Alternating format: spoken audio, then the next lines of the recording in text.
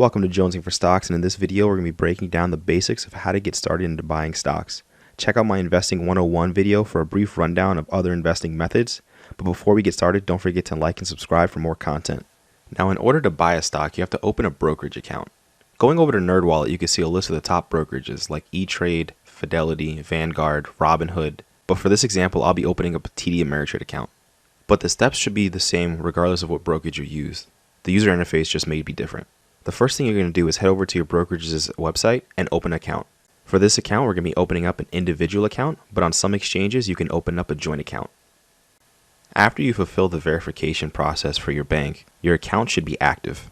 Now that your account is active, you have to make sure you fund your account. This can be done through a wire transfer or a bank deposit. You can choose to skip this step if you don't wish to fund it at this time. Now that you have access to your account, you could look into purchasing a stock. For this example, we're going to look into Apple, ticker symbol AAPL. On TD Ameritrade, whenever you choose to buy a stock, the basic snap ticket will pop up at the bottom of the page. In it, you could choose your actions to buy or sell a stock, how many, and the order type. For a limit order, you're choosing your maximum price you're willing to pay for a stock, and a market order, you're choosing whatever the stock is selling for.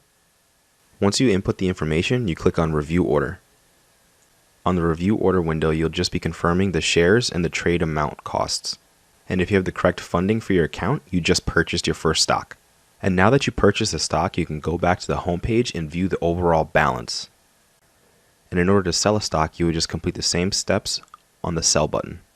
And something to note on when you sell a stock, you'll be paying taxes on the gains made. Depending on how long you had the stock, it can be categorized as a long-term or a short-term capital gain.